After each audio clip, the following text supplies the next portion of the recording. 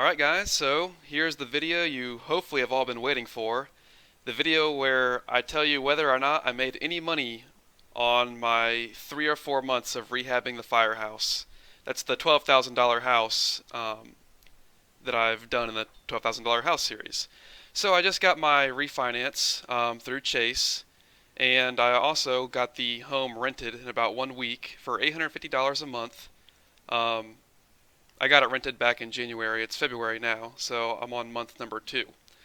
So anyway, um, let's go through all the financials of the home so far, and I guess like project them out into the future a little bit.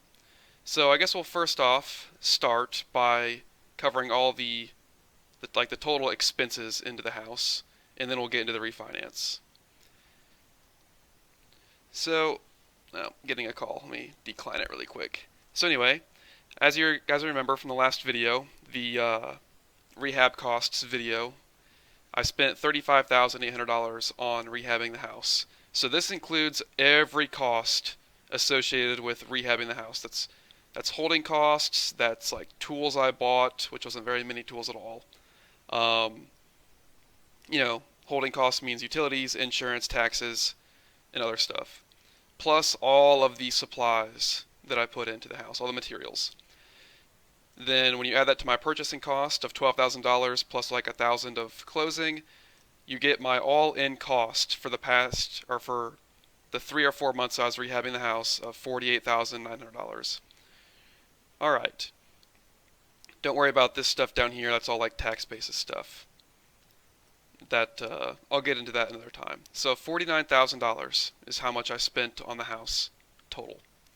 Well, let's get into the refinance now. So at Refinanced, I got all my money back out of the deal, which was the point, plus an extra about $9,000, because the home appraised for $83,000, meaning the appraiser thinks that if I sold it today, I would get the sale price of $83,000. Now in my pocket from that, in my pocket from that, it would be like 83,000 times 0.93 because I'd have to pay a real estate agent like 7%. So I don't know what I'd make. What is that? Let's do the calculation here really quick. Equals 123 times 0.93. So I'd get 77,000 if I sold it. And then my all-in cost was somewhere over here. Minus 49,123. So I would make, if I sold it right now, if I flipped it and I actually got 83,000, which I really don't think I would, then I would theoretically make like $28,000 in profit, of which I would get taxed 25% or more. So I would actually maybe make like $20,000 in profit, but I don't think I'd sell it for $83,000. I think I could only sell this house for something like $70,000. So at the end of the day, I might make like 10 grand if I flip this house. Like maybe. Because they appraised it for what's comparable, like as far as square footage and bathrooms and bedrooms go. But let me tell you, this house is ugly. Like this is a rental only. Nobody wants to buy this house to like move their family in when there's houses everywhere else with nice lots, and bigger lots, and garages and everything else that they could have for the same money, or for whatever, for $83,000. So anyway, I think I could only sell this house for like 70,000. I think that if I flipped it, it would be a horrible deal, and I would only make like 10 grand for like 4 months of work. So that's why I like my strategy, because I get like more money by refinancing it and renting it. I get more money by just refinancing it than I do by flipping it, and then I also get to keep it to rent it forever. So that's awesome. So let's talk about the refinance deal. I went through Chase Bank, which is definitely not the cheapest refinance ever, but they were willing to appraise it for a lot higher amount and give me a 75%, this should be 75% loan to value. Let me make sure my equation here is right. Yeah, even though I just put this in without doing any math. Anyway, so I also got a quote from Rocket Mortgage, and I did a couple of like online like quote estimators from other banks, and they were all appraising it at about 80 to 85, but giving me like a 60% loan to value. Um, because I have my credit history is just credit cards, and my credit score was like 680 something because I had applied for so many credit cards to do the rehab on this house. Like I got like 4 credit cards in the past 4 months in order to make buying the materials for the house easy. So my credit score is like used to be 750, but it took a huge hit from applying for all those credit cards. So my interest rate on the loan, which is a fixed rate, of course, um, is really bad. Well, not really bad. It's worse than what a lot of people would get. A lot of people would probably get like a 3.5 to 4%, but I got a 4.63, which is going to cost me a lot of interest. But it's okay because I'm making cash flow positive, or I'm cash flow positive. So anyway, um, my cash to close. So there was like $4,000 in closing expenses on the refinance, and I got $58,000 deposited into my bank account by Chase Bank. And remember, I only spent $49,000. So my profit, my like quote unquote refinance like cash out profit, was $9,000. So I left the so basically I did this deal not only for free, like I got the house and everything for free, but I also got $9,000 out of the deal right up front. And then the present value of the cash flows of the $850 a month in rent that I'm going to get forever is $39,000 on top of that. So, oh no, it's not 39. This is including. Oh, maybe it is. Oh no, never mind. No, it's like $30,000 of present value of cash flow plus 9,000 of that. So yeah, it's a really good financial situation here. Free house, free rental plus 10,000, 9,000 upfront. So anyway, let's talk about the rent I'm gonna get. I rented it out for $850 a month. Um, that's just like the monthly rent. Of that, of that rent, 549 is going to expenses every month, and those expenses are broken down like this: $460 is getting taken out of my account every month by Chase Bank. 320 of that over here is the 320 of that goes to the mortgage payment, and then approximately 95 is insurance, and then something like $40 a month is taxes. Um, so yeah, 460 goes to Chase every month to pay off the refinance payment, insurance, and taxes. I pay sewer because it's a fixed cost of $67 a month, and I pay their trash can. One trash can per week is picked up at the house for $22 a month, and I pay for that. They pay for water, electricity, internet, and lawn mowing, because those are all variable costs that I want them to just deal with themselves. So total monthly expenses is $550 for a $300 a month cash flow. Now what I haven't included in here is that they actually got a dog, and they told me they're getting the dog. I've already met the dog. It's a really nice, cute little puppy. Um, and so they've actually, instead of paying me $850 a month, they pay me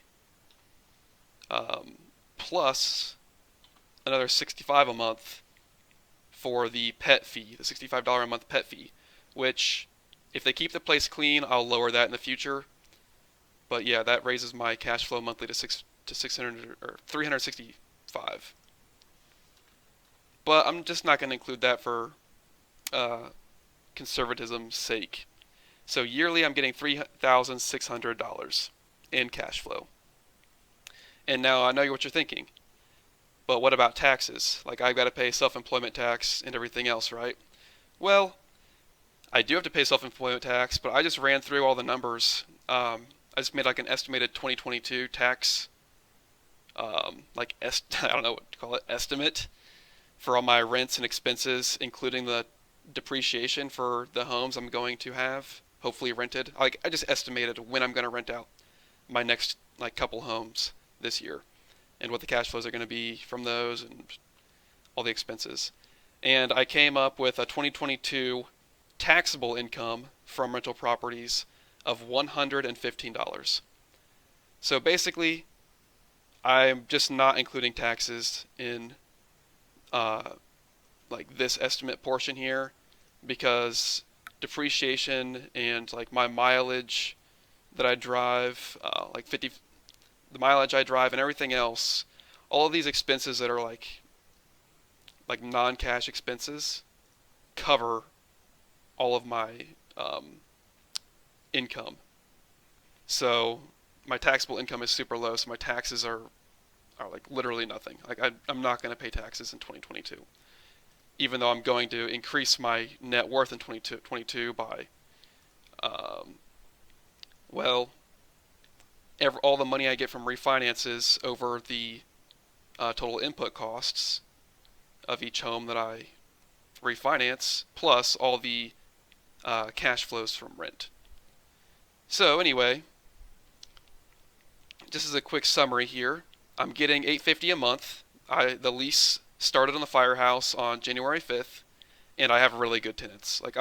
I am pretty sure that these tenants are awesome because when I went there to do the refinance, to do the appraisal, the house was like spick and span clean. Like it was decorated nicely. Like you could tell that they were taking care of the house so far. I mean, it was only like a month of them renting, but they were taking care of it. It wasn't destroyed. They don't smoke or anything like that. And the dog wasn't a pit bull and it wasn't a chihuahua. So it's not. Hopefully, it's gonna be well behaved. But anyway, yeah, I'm getting $850 a month in rent. The refinance situation worked out great. I got $9,000 over my total input cost, and the present value of all those cash flows combined is $39,000. So $30,000 approximately in rent um, is like the present value of all the rent I'm going to get for Infinity, plus $9,000 up front. Um, and so basically I increased my net worth by $39,000, and that's not even including the amortization of the loan pay down. Like that's not including the loan pay down of $11,000. Um, yeah. So basically, by doing this firehouse, I'm thinking of it as if I increased my net worth by, what is that, $50,000 in about 4 months. So that's pretty good for being my very first home, my very first deal. Now, let's talk about some other things. So basically, was it an awesome deal? It was a pretty freaking awesome deal. Only because I did all of the work myself. If I had to pay for all the work to like contractors to do everything, um, I would not have been in the deal for negative $9,000. I would have probably spent like 60,000 or more on just rehab costs. So just keep that in mind. If you're hiring contractors, would not be the deal for you. If you're doing it all yourself, this would be like a base hit for you.